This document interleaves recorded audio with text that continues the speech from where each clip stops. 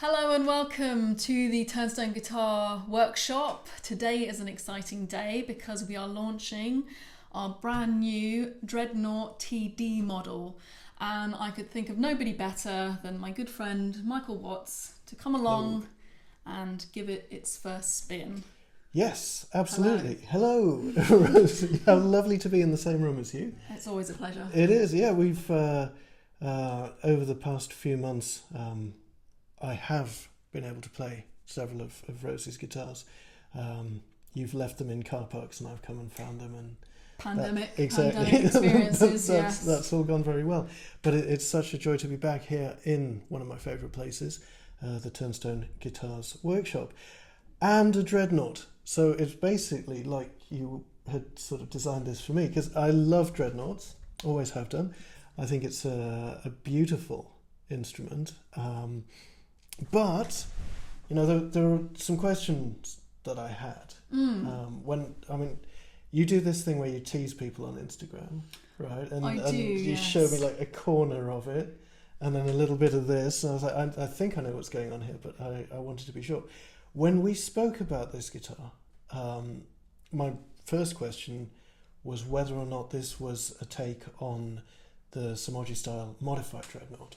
Yes, and it was not. Exactly. Yeah, no, we were pretty keen to go the full hog and do the complete Dreadnought size.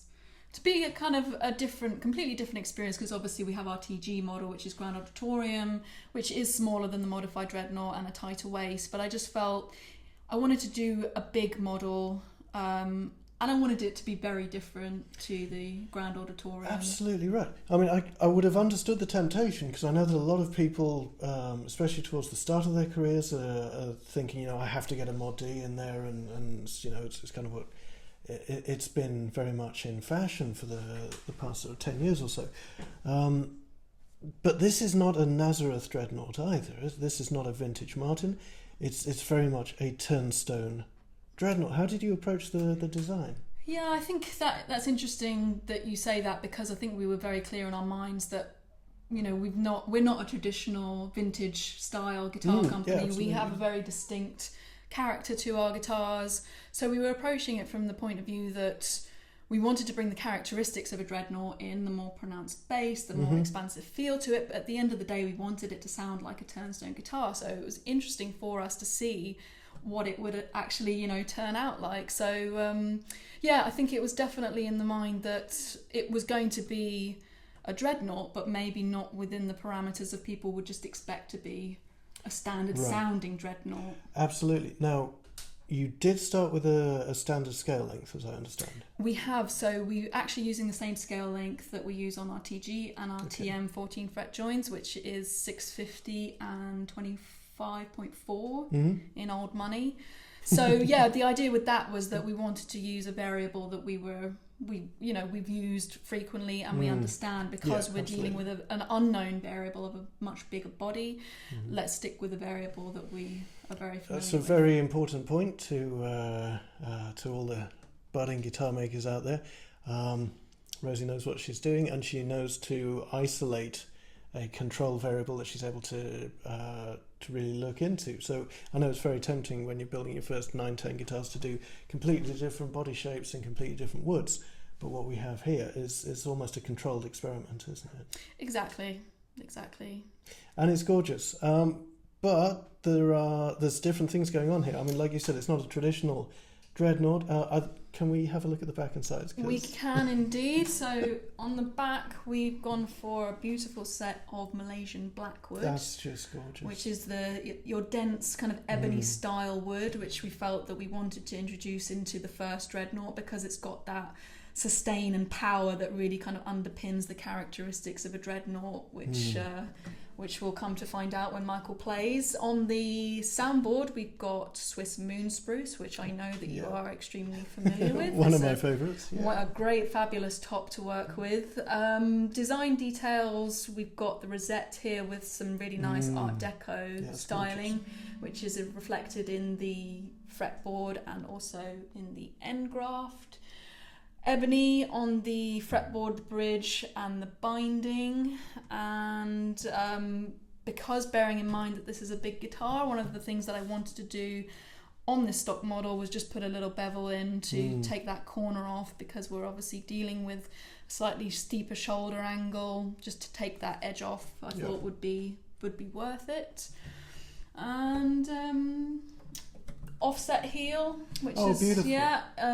A signature turnstone thing, just going off there towards the edge. Even though this isn't a cutaway, it kind of helps if you like to dabble up the dusty end, that it just eases your hand up a little bit more. Is it a one-piece neck? It's a stacked heel. No. Really? It is indeed. Okay. Nice tight joins there. Wow. Yeah, that grain is spot on.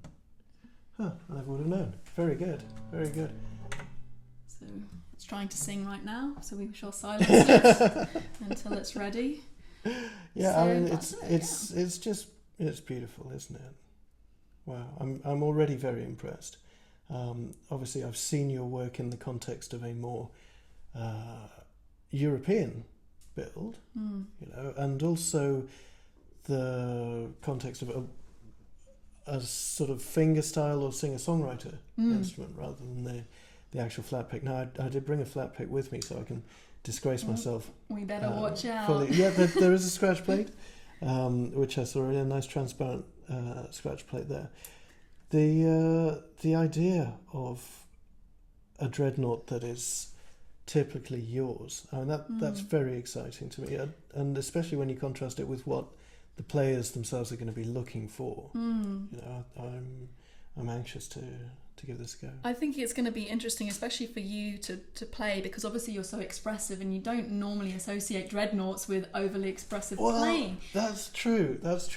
But I think what we've hopefully developed here, through the way that I've built it, also bearing in mind that we've got the prominent bass, I actually built it in mind that I wanted to control that bass and keep it nice and tight, so that it's there and it's underpinning everything, but it's not overbearing. So it'll be interesting to see with your fingerstyle play how that kind of comes across. Yeah, absolutely. I think a lot of the criticism that's levelled at the Dreadnought comes from people that have tried to use a vintage Martin in the studio, and especially when they've been sitting down, because as you can see here, when you're sitting down, the Dreadnought's such a big guitar that the back doesn't really touch your body.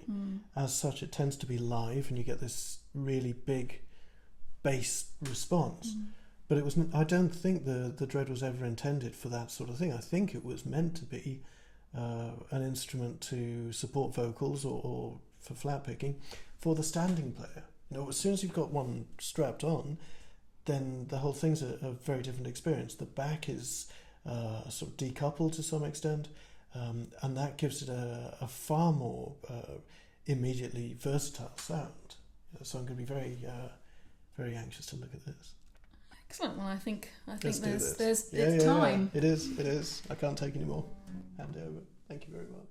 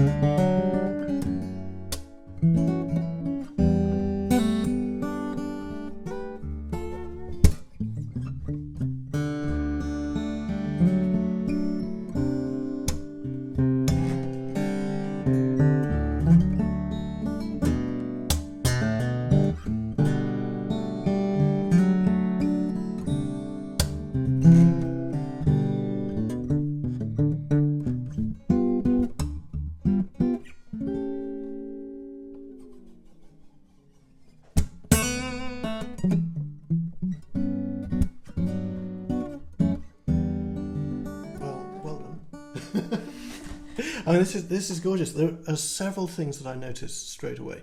Now, I know this isn't meant to be... It was never intended as a sort of modified Dreadnought sound, but there is this beautiful, and it is beautiful, deep response. One thing that I noticed as I was playing is that this, you know, there are some guitars, you get that open string, and it sounds wonderful, and then you try, you know, first fret, and it disappears. But this has still got it. All the way up the neck, you get that same fullness.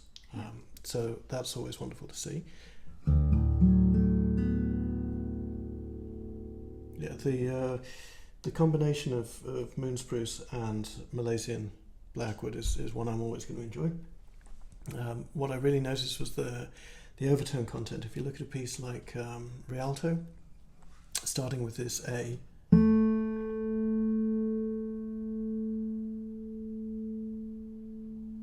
you can hear the instrument bloom, and that will get. I'd expect that to get more pronounced as it ages and breaks in. One of the aspects of that particular piece that I don't necessarily think is immediately obvious is the use of sympathetic resonance around the guitar. So if I hit that note, the A, I'm in dadgad here, by the way, guys. So if I hit this, it sounds really full because I've got two open A strings ringing at the same time. If I were to take those away, it really makes a marked difference. Yeah, it does, doesn't it? And you need an instrument that's going to be able to keep up with that kind of approach. I played a bit of Between Streets on it, which is, you know, a great piece for from my point of view, for really testing an instrument. And so when I'm reviewing guitars, it's one of the first ones I go to because it's dynamic. It's got all sorts of, you know, little muting sections, big chords, cheeky little effects and all that sort of stuff. This sounds beautiful. It's remarkably balanced. I suspect I did overplay a little bit, simply because, you know, when you're first in contact with an instrument that's this responsive,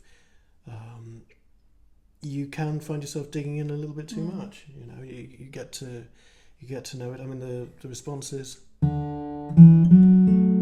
it's pretty immediate, even for a soundboard of this size. Because you imagine it to be kind of delayed, don't you?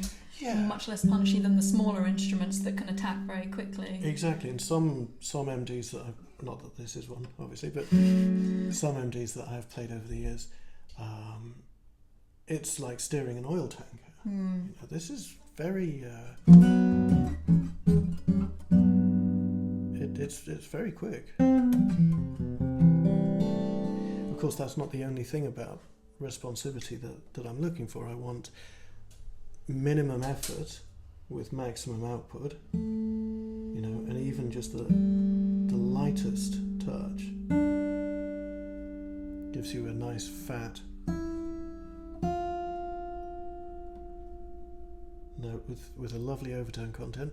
I mean, what I'm really noticing here is the way that your trebles, especially with that combination of spruce and a harder wood. What was that guitar you made in Cocobolo and spruce? Alpine spruce, yeah. Yeah, and that pretty much you recollect that me. guitar I frequently. do. Yes, it's a beautiful instrument, and I'm very happy it went to a good home. There was something about the treble response on that guitar that I'm hearing again here, and the way that you bring out this clarity, but also the sweetness of spruce. That's something that's unique to you. This is very much your sound.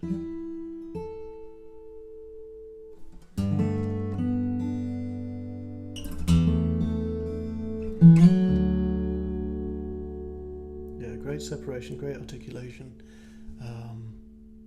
The sustain is obviously still going. Yeah, it's still going, and it will be for quite some time.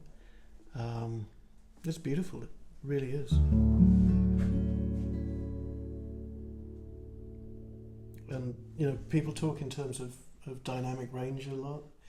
For me, that's all about usable headroom. So I want my quiet notes to be as full and fat as possible, but I want. And obviously, it's not set up to be really wailing on the thing. But you want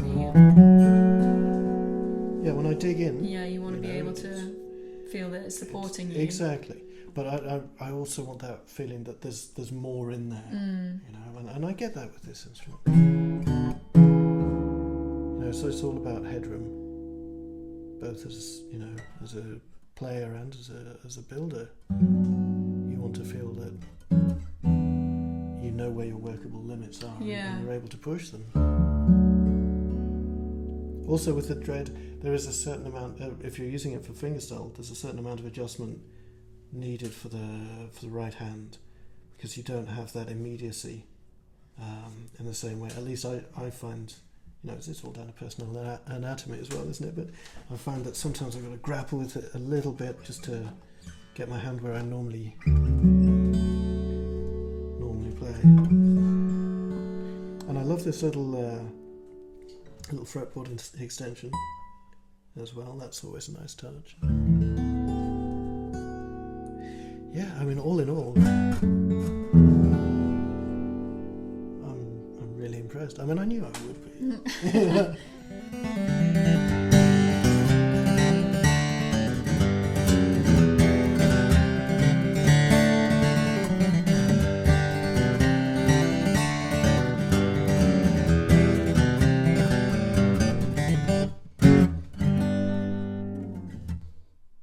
It's terrifying.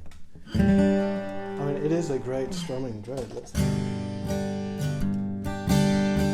You get that.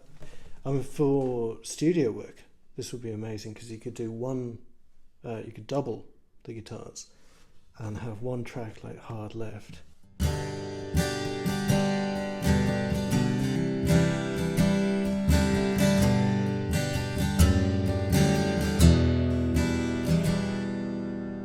then the same thing.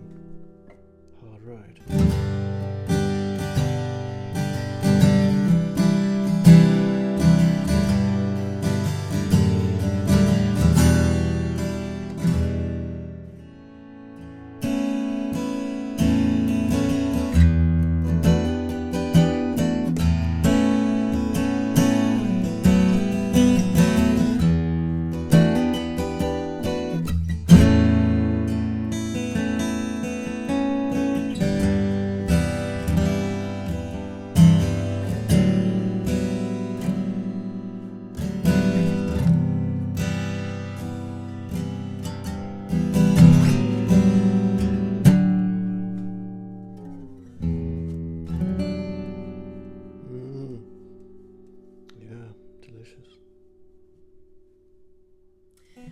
so much, Michael. It's been such a pleasure to have the opportunity to hear the new TD in your more than capable hands. And I'm really pleased that you enjoyed what you experienced. Very much so. Thank you, Rosie. It's always a pleasure to come and visit you. I missed you, actually, and these beautiful guitars. And I missed you too. This is very serious. It's not like anything I've played before, and I mean that in a very, very good way. That is awesome. Well, I hope you all enjoyed it too, and if you want any more information about our new TD and all the nerdy guitar specs, it's all on our website, so be sure to go and check it out. Otherwise, thank you for checking in with us, and we'll speak to you again soon.